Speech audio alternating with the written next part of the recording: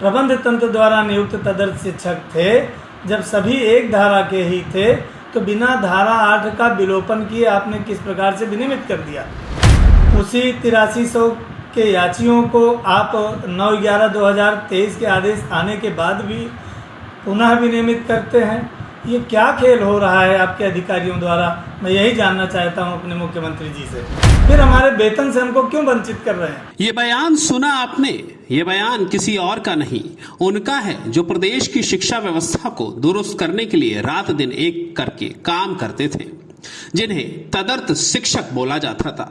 ये तदर्थ शिक्षक लंबे समय तक उत्तर प्रदेश के अलग अलग स्कूलों में बच्चों को पढ़ाते थे, लेकिन एकाएक सरकार का एक फैसला आता है और ये शिक्षक सड़क पर आ जाते हैं। 30 साल, 20 साल, 25 साल लंबा लंबा समय इन तदर्थ शिक्षकों ने उत्तर प्रदेश की शिक्षा व्यवस्था के ढांचे को दुरुस्त करने में लगाए हैं। इन्होंने अपना जीवन बिताया है और इन्हें एक बेहतर तनख्वाह भी मिलती थी। फिर अचानक से ऐसा क्या हुआ कि सरकार के मन में यह आया कि इन तदर्थ शिक्षकों को हटा दिया जाए और इन्हें मानदेय पर रखा जाए। सरकार ने देरी ना करते हुए फैसला जारी कर दिया और इन तदर्थ शिक्षकों को सड़क पर ला दिया। लगातार अब ये तदर्थ शिक्षक सरकार से अपनी सेवा बहाली को लेकर के और पुराने नियम को लागू करने को लेकर के आवाज बुलंद कर रहे हैं। लगातार ये तदर्थ शिक्षक अपनी समस्याओं को लेकर के सरकार के सामने पहुंच करके पत्र देने से लेकर प्रदर्शन करने का काम कर रहे हैं, लेकिन लगातार समय बीत रहा है और लगातार इन तदर्थ शिक्षकों की समस्याएं भी बढ़ती जा रही हैं। इनके सामने इनका भविष्य अंधकार में जा रहा है। बच्चों की फीस नहीं जमा हो पा रही है, घर परिवार के लोगों का इलाज नहीं हो पा रहा है, समझ नहीं आ रहा है कि अब आगे क्या करें। जो लोग 30 सालों से शिक्षा व्यवस्था से जुड़ करके उसे बेहतर करने का काम कर रहे थे, वो अपने ही बच्चों को सही तरीके से शिक्षा नहीं दे पा रहे हैं। घर में बूढ़े बुजुर्ग माँ बाप हैं जिनके इलाज में खर्चा हो रहा है, लेकिन कभी कभी हालात ऐसे आ जा रहे हैं कि इलाज के लिए भी पैसा नहीं है।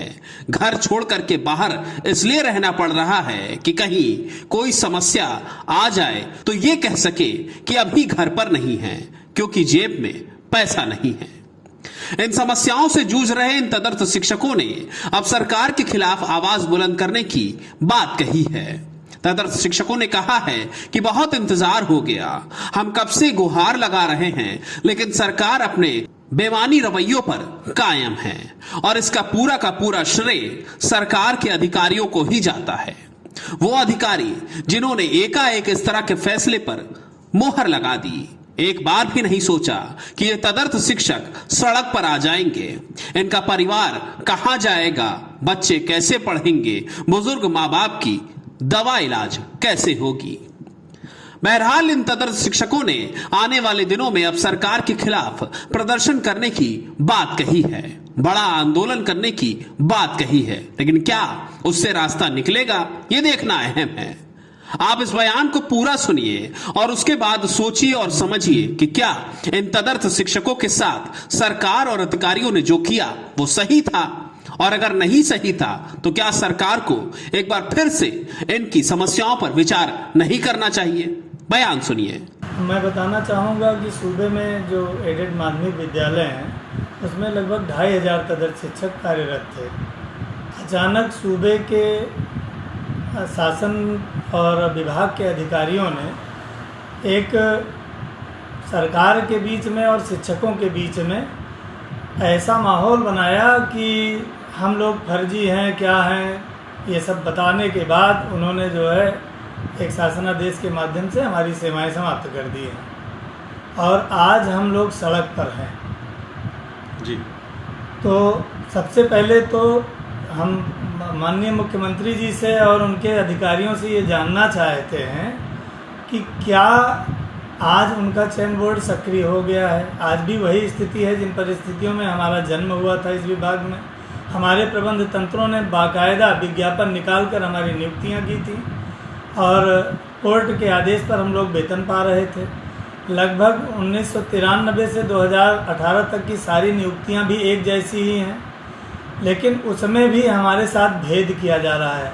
और जिस सुप्रीम कोर्ट के जिस आदेश का वो हवाला देते हैं कि 8300/2016 के आदेश के अनुपालन में हम आपको सेवा से बाहर करते हैं, उसी 8300 के आदेश से जुड़े हुए व्यक्तियों का आप विनियमितीकरण करते हैं। उसी 8300 के याचियों को आप 9/11/2023 के आदेश आने के बाद भी पुनः विनियमित करते हैं। ये क्या खेल हो रहा है आपके अधिकारियों द्वारा? मैं यही जानना चाहता हूं अपने मुख्यमंत्री जी से। क्या पूरे मामले में अधिकारी इन्वॉल्व हैं?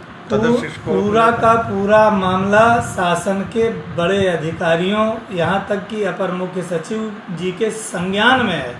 हम लोगों ने उनको टेबल पर बैठ के बताया है, प्रमाण सहित बताया है कि आपके 30 DIS, 9 JD, AD माध्यमिक, यहाँ तक कि डायरेक्टर साहब भी कहीं न कहीं विनियमितीकरण का जो ये खेल हुआ है उसमें इन्वॉल्व हैं, जबकि 2016 की राजाज्ञा का बिंदुवाट कहीं विलोपित नहीं हुआ है।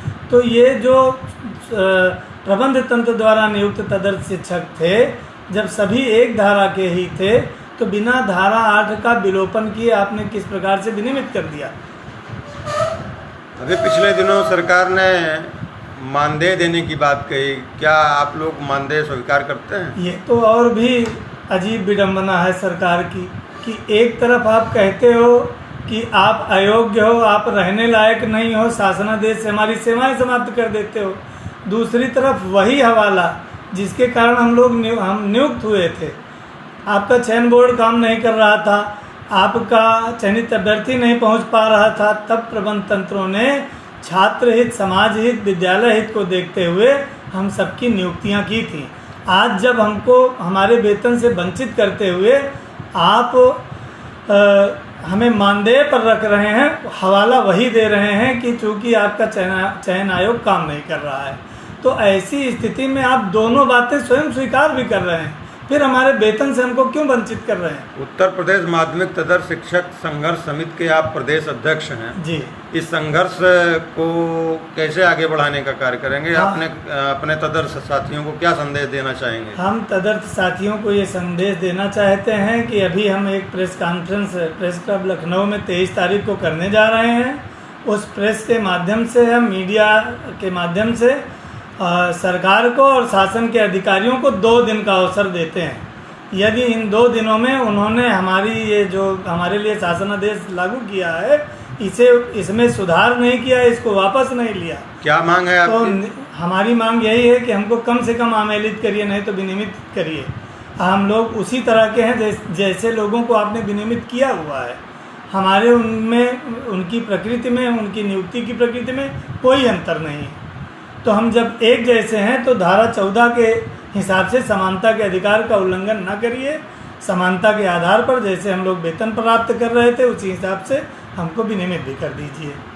बहुत बहुत धन्यवाद, आपने समय दिया, बहुत बहुत आभार। और अगर ऐसा नहीं होता तो 23 को प्रेस में जाने के बाद हम 25 से अनिश्चितकालीन धरने पर जाएंगे, इसमें कोई दो राय नहीं है।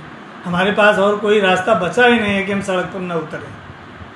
इस बयान में साफ तौर पर कहा गया है कि हम लंबे समय से प्रदेश की शिक्षा व्यवस्था को दुरुस्त करने में लगे हुए थे, लेकिन अब हालात ऐसे आ गए हैं कि हमें सड़क पर दिन बिताने पड़ रहे हैं। सरकार हमारे पुराने नियम को फिर से लागू करे। हम सही तरीके से सही विज्ञापन के जरिए ही भर्ती किए गए थे, तो हमारे साथ इस तरह का व्यवहार क्यों किया जा रहा है? अब देखना यह होगा कि इन तदर्थ शिक्षकों की लड़ाई किस ओर जाती है। सरकार क्या अपने फैसले पर अडिग रहती है या इन तदर्थ शिक्षकों की समस्याओं पर कोई निराकरण किया जाता है? डेस्क रिपोर्ट, अटल टीवी।